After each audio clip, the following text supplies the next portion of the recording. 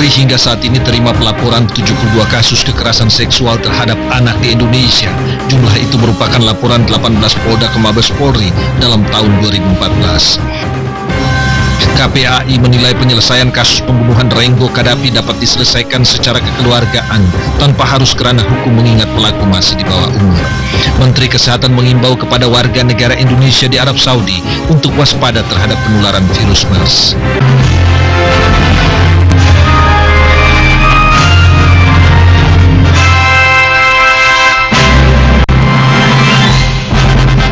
Selamat malam saudara, TVRI kembali hadir dalam Indonesia Malam. Hari ini Selasa 6 Mei 2014 bersama saya Norma Novika. Iya, dan saya Kenan Jas. Saudara, selain 3 laporan utama tadi, kami juga akan menyampaikan informasi mengenai dinamika pemilu yang kami simak dalam segmen Cerdas Memilih. Ya, Anda juga dapat menyimak sejumlah informasi dari luar negeri yang kami kemas dalam segmen Mancanegara. Ya, dan Indonesia Malam kita mulai dari Jakarta. Ya, saudara, Mabes Polri mencatat hingga saat ini kasus kekerasan seksual terhadap anak di Indonesia mencapai 72 kasus. Jumlah itu merupakan laporan 18 Polda ke Mabes Polri dalam tahun 2014.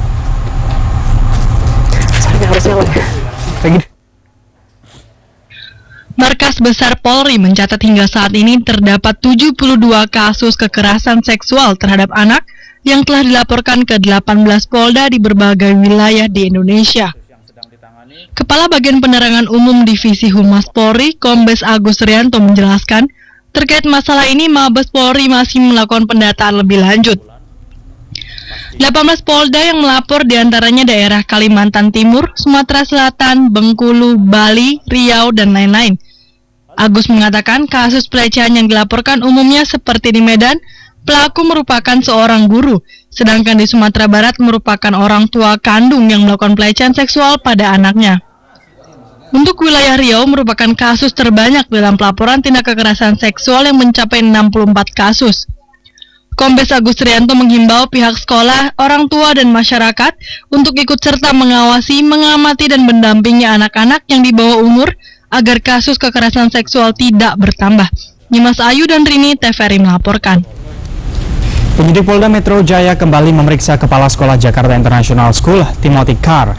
Dalam pemeriksaan ini, Timothy Carr yang didampingi kuasa hukumnya, Ari Ponto, membawa foto-foto siswanya dan lain yang diperlukan. Kepala Sekolah Jakarta International School, Timothy Carr, kembali menjalani pemeriksaan di Unit Pelayanan Perempuan dan Anak Polda Metro Jaya. Timothy Carr datang ditemani oleh kuasa hukumnya, Ari Ponto. Dalam pemeriksaan, tim kuasa hukum JIS membawa sebuah koper yang berisi foto siswa dan berkas-berkas yang diperlukan dalam pemeriksaan. Namun kuasa hukum JIS, Ari Ponto, enggan merinci berkas yang dimaksud dengan alasan tidak ingin merusak penyelidikan polisi. Pak, bawa berkas apa aja, Pak? Bawa itu, Pak? Apa? Berkas yang dibawa. Apa yang diperlukan, foto-fotonya segala macam. Apa saja, Pak, bisa diperinci? Jangan, nanti saya merusak penyidikan polisi, gitu ya. Pokoknya apa yang dibutuhkan oleh pihak kepolisian itu yang kami supply, ya.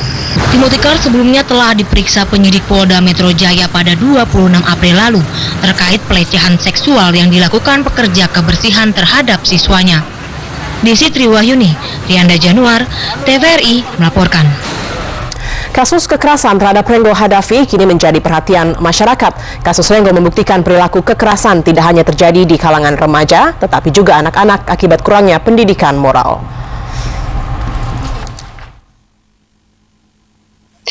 Kasus Renggo Kadafi, bocah kelas 5 SD yang tewas akibat dianiaya kakak kelasnya hanya karena perkara tidak sengaja menumpahkan minumannya, merupakan fakta bahwa perilaku kekerasan pelajar tidak hanya terjadi di tingkat SMP dan SMA, tetapi juga merambah anak usia sekolah dasar. Saling ejek, mengganggu, dan bahkan sikap senioritas di tingkat SD nyatanya bisa menimbulkan perilaku anak yang kurang baik dan berpotensi melakukan kekerasan. Yang lebih tua yang menang, sehingga ketika siswa SD yang lebih muda mendapat perlakuan kurang menyenangkan dari kakak kelasnya, mereka tidak tahu harus bertindak apa dan tidak berani melawan. Ya misalnya kan dia kan makan minum es, habis itu dia ambil sedotannya, habis itu kan isi batu dilempar gitu ya, kadang ditonjok dulu, habis kalau udah nonjok lagi ya dia itu apa tuh namanya, aku ngadu ke guru aja. Adu ke guru, terus disetrap nggak dia? Enggak. Tidak hanya karena takut, siswa SD terkadang enggan melaporkan perilaku nakal kakak kelas atau temannya kepada guru sekolah karena kurangnya tindakan tegas dari guru seperti tidak memberikan sanksi kepada siswa nakal. Ada, tapi biasanya pernah ada yang berantem sama adik kelas, tapi yang misahin guru. Itu kenapa tuh mereka berantem? Mau tahu, biasa sih pertama kata-kataan, terus tendang-tendangan, tunjuk-tunjukan kayak gitu deh. Memang misalkan kakak kelas pasti nggak diapa-apain. Oh gitu. Padahal kelas kita baru agak-agak dimarahin. Namun demikian, anak pelaku kekerasan sebenarnya merupakan korban. Kualitas tontonan anak yang dilihat di televisi maupun perilaku orang tua di rumah cenderung ditiru oleh anak-anak. Untuk itu orang tua berperan penting dalam membentuk karakter anak dengan tidak mencontohkan tindak kekerasan dan mengajarkan nilai moral sejak dini. Ada faktor dari lingkungan keluarga juga, dari orang terdekat juga mereka melakukan seperti itu. Mungkin juga dia mendapat perlakuan seperti itu juga gitu. Jadi menurut dia kalau saya berbuat nakal, ada yang berbuat nakal ke saya balas dengan seperti itu. Guru juga jangan kalau diaduin itu kadang-kadang suka yang sepele gitu loh. Ya kan biasanya gitu, kadang-kadang dari kelas 1 waktu itu dipukul sama kelas 3, mereka nggak berani ngomong sama gurunya. Kata gurunya cuma ya jangan ya, pokoknya nggak ada sanksi. Dan Kepala Sekolah SDN 01 Pagi Duren Sawit Jakarta Timur Rahajim Girsang mengatakan kekerasan yang terjadi di tingkat SD merupakan hal langka. Kekerasan yang menimpa Renggo Kadafi tidak bisa dinilai sepenuhnya salah guru, meski memang pengawasan terhadap anak murid di sekolah perlu ditingkatkan. Tapi ini kan faktor perilaku anak yang sangat anaknya terlalu keras gitu ya. Jadi kalau menurut saya itu memang harus ada pengawasan dari guru. Itu kan pada jam istirahat ya. Ya seharusnya memang jam istirahat itu ada guru piket yang keliling, supaya ada hal-hal seperti itu bisa dicegah gitu. Jangan sampai seperti itu guru nggak melihat ternyata anak sudah bergeletak. Selain peran penting orang tua dan bimbingan guru, Girsang meminta pemerintah kembali menjadikan mata pelajaran pendidikan moral Pancasila atau PMP yang telah dihentikan, dimunculkan kembali sebagai mata pelajaran wajib guna menanamkan moral kepada anak-anak sejak dini. Nilai moral siswa saat ini dinilai telah luntur sehingga kekerasan merambah ke tingkat SD. Happy Guritman, Fitriana, TVRI. Gubernur DKI Jakarta Joko Widodo menemui keluarga Renggo Kadafi di Kampung Makassar, Jakarta Timur. Jokowi meminta Kepala Suku Dinas Pendidikan Jakarta Timur, Nasruddin, untuk segera mengganti Kepala Sekolah SD Negeri 09 Makassar. Gubernur DKI Jakarta Joko Widodo menyambangi kediaman Renggo Kadafi, siswa SD Negeri 09 Makassar yang tewas akibat dianiaya kakak kelasnya di Kampung Makassar, Jakarta Timur. Joko Widodo mengucapkan belasungkawa kepada keluarga korban dan memberikan santunan. Jokowi juga sempat berbincang dengan keluarga korban dan menanyakan kabar terbaru mengenai kasus yang menimpa korban. Orang tua korban, jurnalis, meminta Jokowi untuk mencopot jabatan Kepala Sekolah SDN 09 Makassar. Mendengar permintaan orang tua korban, Jokowi sempat merenung sesaat dan akhirnya memanggil Kepala Suku Dinas Pendidikan Jakarta Timur, Nasruddin, dan memerintahkan Nasruddin untuk mengganti Kepsek SDN 09 Makassar dalam pekan ini. Kenapa Pak? Ini manajemen kontrol di siapa? Jadi sekarang nanti kepala sekolah yang paling dekat itu ya. Ini manajemen personalia yang harus kita mulai. Artinya yang berada pada lingkungan itu harus tanggung jawab. Setelah berkunjung ke rumah Renggo Kadafi, Jokowi juga mengunjungi SD Negeri 09 Makassar, Jakarta Timur. Jokowi memasuki salah satu kelas yang masih dalam proses mengajar dan belajar dan berbincang dengan siswa-siswi. Dalam kunjungan ini, Jokowi tidak bertemu dengan Kepala Sekolah SDN 09 Makassar, Jakarta Timur. Ketua Komisi Perlindungan Anak Indonesia Asrorun Niam mengatakan tidak akan menarik pelaku penganiaya bocah berusia 11 tahun Renggo Kadafi kerana hukum karena pelaku masih di bawah umur. Siswa SDN 09 Kampung Makassar, Jakarta Timur yang menganiaya Renggo Kadafi hingga tewas tidak bisa diseret kerana hukum. Menurut Ketua Komisi Perlindungan Anak Indonesia Asrorun Niam, S tidak bisa dimintai pertanggungjawaban secara hukum karena masih di bawah umur.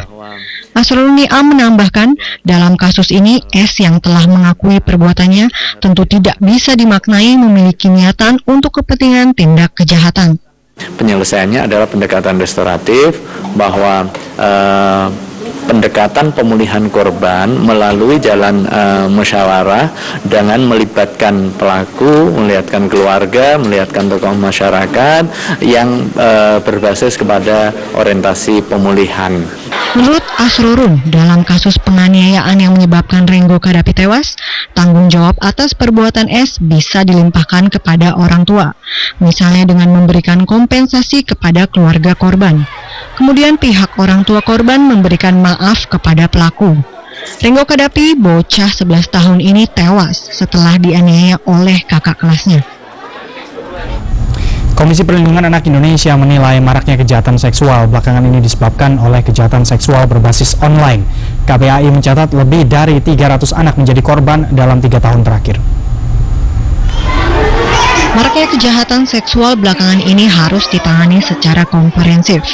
Komisi Perlindungan Anak Indonesia mencatat kasus kekerasan yang terjadi terhadap anak terus meningkat dari tahun ke tahun. Tahun 2011, KPAI mencatat 329 kasus kejahatan seksual.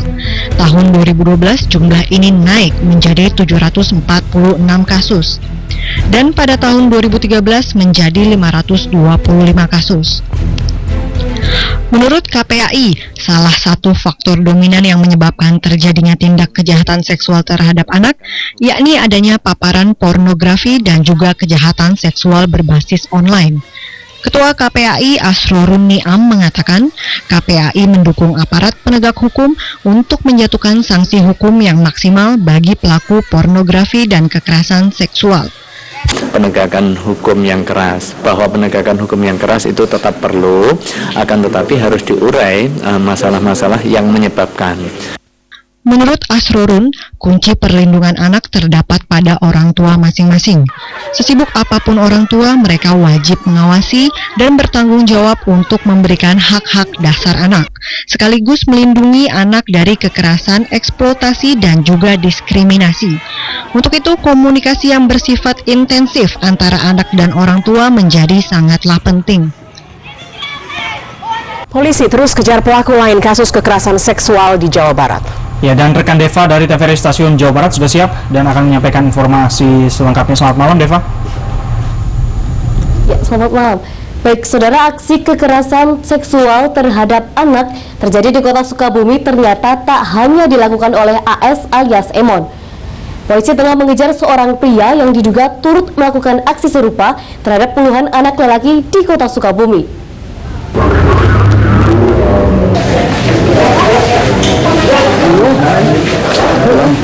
Dugaan adanya pelaku lain selain AS alias Emon juga dibenarkan Kasat Reskrim Sukabumi Kota. Hal ini terungkap setelah beberapa anak yang menjadi korban mengaku tidak hanya Emon yang kerap melakukan aksi tersebut, namun masih ada seorang pria yang turut melakukan aksi serupa. Satu orang gitu, cuma satu orang. Ya, baru diidentifikasi satu orang. Belum bisa ya, nanti aja karena kita harus ada pasti dulu, kita dapatkan baru kita sampaikan. Pelaku lain tersebut masih warga Kampung Lio, Kelurahan Sudajaya Hilir, Citamiang, Kota Sukabumi. Namun pihak kepolisian masih belum bisa memberikan data lebih lanjut terkait pelaku lainnya karena masih dalam pengejaran petugas. Perihal tewasnya satu anak yang tercatat dalam daftar korban Emon, hingga kini polisi masih mengumpulkan bukti terkait hubungan kematian korban dengan perbuatan pelaku. Polisi masih memeriksa catatan medis saat korban dirawat di rumah sakit. Kiryadi, TVRI Jawa Barat melaporkan. Terima kasih, kembali ke Jakarta. Ya, Deva Kadarosi melaporkan langsung dari Jawa Barat. Ya, kita ke informasi selanjutnya, Saudara. Kepala Sekolah Dasar Negeri 1 Duren Sawit meminta pemerintah mengembalikan pendidikan moral dan Pancasila atau PMP ke dalam kurikulum SD. Ya, perilaku kekerasan sesama murid di tingkat sekolah dasar dinilai sebagai imbas dari dihapuskannya pendidikan moral dan Pancasila yang seharusnya ditanamkan sejak dini.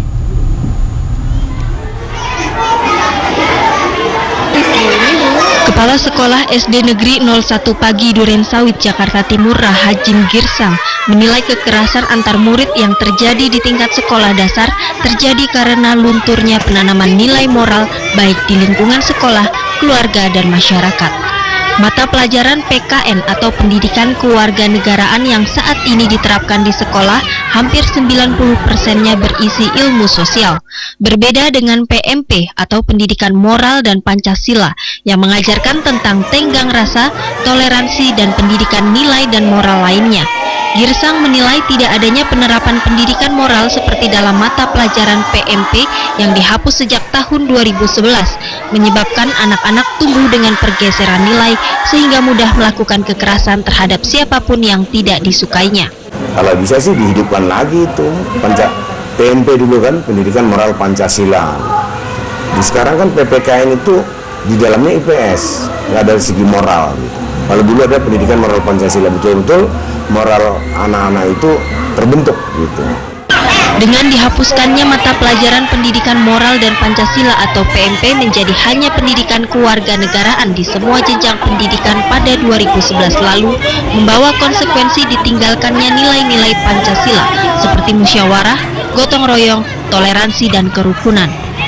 Anak-anak seharusnya tumbuh dengan penanaman nilai-nilai Pancasila sehingga tidak mudah berperilaku kasar di usia dini. Happy Guritman, Fitriana, TVRI.